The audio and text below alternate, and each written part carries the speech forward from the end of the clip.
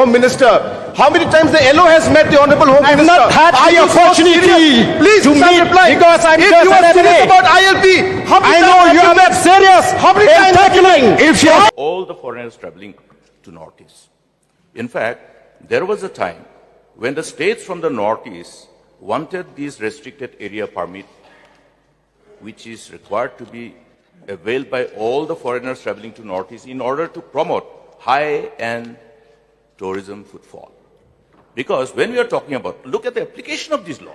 This application of law is designed to ensure that any foreigner coming, whether an European or Western, whoever, will require this restricted area permit. That has restricted the tendency of the travelers to look at Northeast because there's an advisory issued by the ministry, the embassies concerned. So it is just contrary to what exactly is required to be done. But having said this, I would like to get a very categorical reply from the Honorable Chief Minister. In view of this reply, whether then the government, the state government has given up its endeavor and effort to pursue with Government of India in as far as application of ILP in the state of Meghalaya is concerned. Sir, I've already answered that question. I have been very clear that our objective is to find a mechanism. No, my question is Sir, let me whether it reply. has given up pursuing with the Government of India in as far as ILP. Sir, let Honorable LO realize that I'm replying. Please ask him to let me reply. He should not interfere. sit down, please. Please don't interfere. Please I did not interfere. I did not Yes or interfere. no? Sir, this is incorrect. When I'm replying, the LO should not interfere. Please sit down. Please sit down. Mr. Speaker, sir, the reply should be yes or Sir, no. I am replying. Please. Please sit down. If the Honorable LO wants to reply, I will reply. Please sit down, please. Sir, I will give the detailed reply because it's a sensitive topic. If he does not, you have the passion. I keep repeating, sir, they have passion too, to bring out the subjects, but they don't have the patience to listen to the reply. What kind of a attitude is that, sir? I respect the passion you have, but have the patience to listen. I'm done. Okay. Mr. Speaker, sir, the question is very clear. Whether, in view of this reply, whether the state government has given up pursuing with Government of India in as far as demand for application of ILP in the state of Meghalaya is concerned, yes or no? Sir, I will give the reply as per what I think is correct. Just because he says that it should be yes or no, it doesn't work like that. I will reply so that the House is satisfied. Sir, I have replied earlier also, and I'm repeating again, sir, that we are looking at a mechanism. We need to understand it is not about ILP, it is not about MRSSA, it is not about the Foreigners Act. It is about creating a mechanism to be able to restrict the entry of foreigners and to be able to find a way where illegal immigration is curbed. That is the purpose. We have to realize that. Now, government has pursued the ILP. We have met Home Minister multiple times. The government continues to pursue it. And we are seeing the aspect, every time we go, we get reply that examination is going on, it's being examined. So when we'll get this reply, we say, well, is there another way to do it?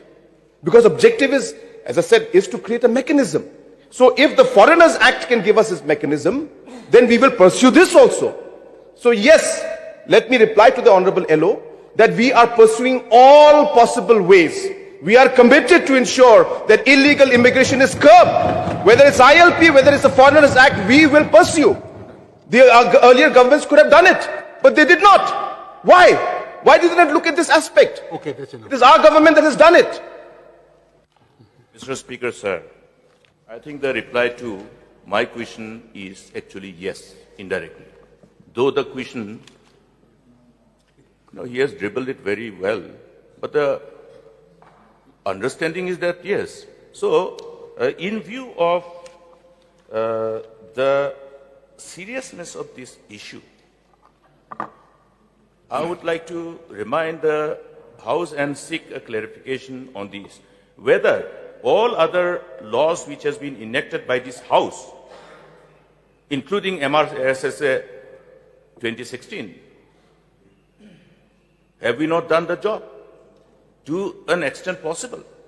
Further, reinforce it with other measures. Therefore, it is wrong to say that other government didn't do anything, as though only this government is looking at these measures which can be considered as appropriate. Mr. Speaker, sir, therefore,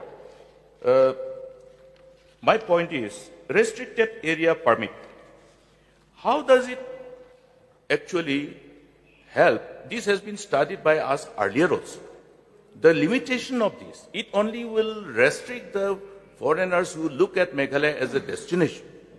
Therefore, whether the government will examine from this perspective as well, keeping in mind that the Meghalaya has so far been able to promote state as one of the most favored destinations, and we would like to see that high-end tourist footfall increases. So there are multiple points that LO has mentioned, so I will have to reply. Number one, sir, the MRSSA. When this law was enacted in 2016, rules were made consequently. When these rules were made, in the rules they put provision of a check point for entry and exit. Now, sir, as lawmakers, we know that you cannot have something in the rules which is not mandated in the law. And the Honorable LO will know, as then the Chief Minister, that the entry-exit points were not mandated as per the MRSSA Act. But it was put in the rules of the MRSSA implementation. And hence it did not stand the test of judiciary. So therefore, we are in a position where entry-exit points have to be implemented, but there is no law to mandate it. So how do we move forward? So other mechanisms to ensure that registration is done, all of these things have been looked at. So right now, the bone of contention, the point that people are concerned, is that we want an entry-exit point. We want a point where people can be checked, if necessary. That is really what the purpose is. And hence, this particular act gives us that option to at least look into the possibility of that happening.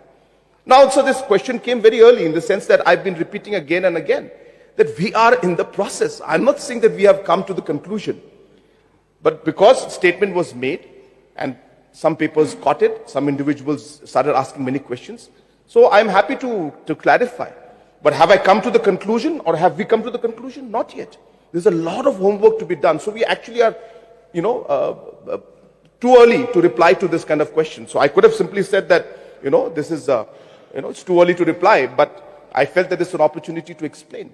So therefore, in the MRSSA, that's what the issue was. Sir, when I refer to the fact that other governments did not pursue, I meant the Foreigners Act. So I'm not talking about other acts. Every government tried in every other way, but why didn't they pursue this particular option? We are pursuing it now because Honorable LO started with that question, that why this act was already there before, what's so new? It's new in the sense that it's new, it's amended, it's coming. We are pursuing it. They could have pursued it also at that point is what I was saying. So number two, I think the Honorable LO had mentioned about how this mechanism is going to affect tourism.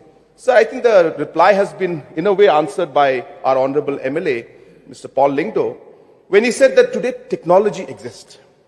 And technology is a big facilitator of ensuring that we have mechanisms that will help us, whether it's digital facial recognition cameras and softwares, whether it's QR code systems, whether it's online registration, all of these mechanisms are there. So to answer in short, sir, we are still processing these things. I have repeated this in the beginning, that we are aware of these issues. We are aware that there are many genuine foreigners, people who come in. If we do go into this, what would be the impact of that on tourism? We have to examine. We are examining that. Why I'm replying to this right now is because the Honorable Member asked, what is all of this about? So I'm clarifying that part. So I have again repeated, sir, when we do our homework, when we finish, after discussing with MHA, when we are ready with this technology, we will explore the option of talking to everybody. We will discuss with civil society, we'll discuss with tour operators, we'll discuss with the political parties. We are not yet ready. But since the question was asked, I am forced to give this reply, sir. But are we ready with everything? Not yet, sir. We are examining, we are going to work on it, we'll do our homework, and only then will we start our consultation with stakeholders. Right.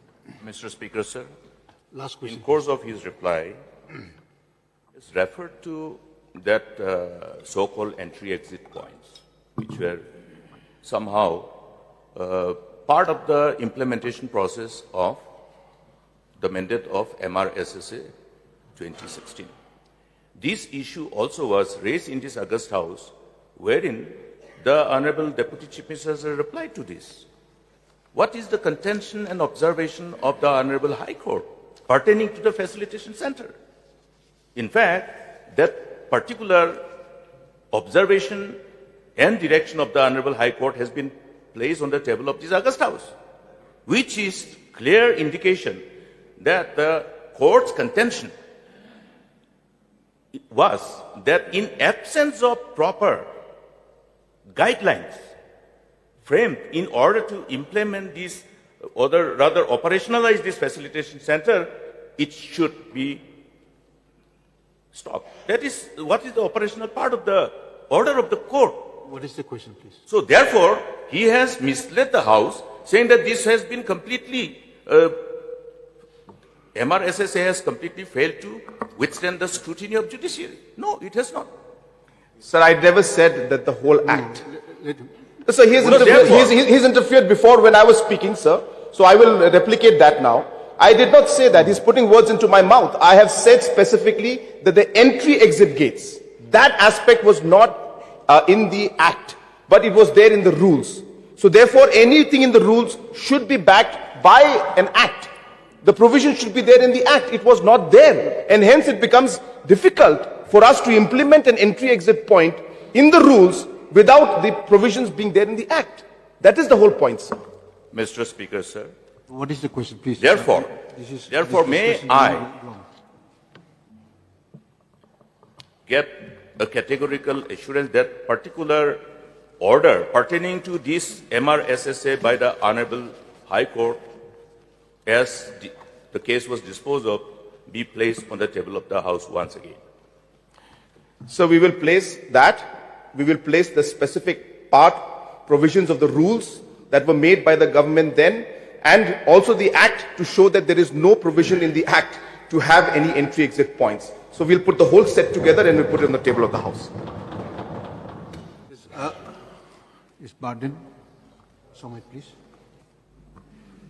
Sir, in the course of the reply, the Chief Minister has replied, but and according to his explanation, sir, we can understand, we can come to the conclusion that the government is not at all serious with the issue of ILP. Sir, let me justify and substantiate. The government is examining. When the government is examining, the ILP-like, that means it is a continuous process. How long it will take? And this very House had passed a resolution. When was the resolution passed? Till today, we are yet to see the light of the day, sir. You give me time because this is very I've given important. so much time. But let me express, sir. The problem that we are facing, why the state wants ILP? Let all here be clear. Why the state wants ILP? Because the contribution to the influx into the state of Meghalaya doesn't come only from the foreigners. It comes from outsiders outside the state of Meghalaya. So, which is why we feel that ILP is the best mechanism. Whether you like it or not, this Immigration and Foreigners Act 2025 will be made applicable. Because this, as has been rightly said by the leader of the House, is not a new law. It is only a modernization where India has adopted by consolidating 4 colonial era laws. So this is not a new law. This law was not made to prevent the influx in Meghalaya. This law was made to tackle the foreigners coming to India. So we are facing a very peculiar situation where the influx contributing to the state of Meghalaya comes from the foreign country and also from other states of India. Question, please. So which is why even the constitution, because they used to say, no, it violates the constitution, Article 19, freedom to travel Your question, to any please. part. So my I'm question giving is enough that, time. no, my question is that I would like, a sincere reply from the government, whether the government is playing with the sentiment of the people as far as ILP is concerned. Sir, we have written, and I have written letters to the Honorable Home Minister multiple times on the ILP. I have met the Honorable Home Minister and the Honorable Prime Minister multiple times on the ILP. I would like to know how many times have the Honorable Member met the Home Minister? How many times the LO has met the Honorable Home I have Minister? not had Are the you so opportunity serious? Please to start meet replying. because I'm if just you are an serious MA. about ILP, how many I times know have you are met? not serious How many in times have you tackling. met? If you are How many serious times have you met? ILP If you are as a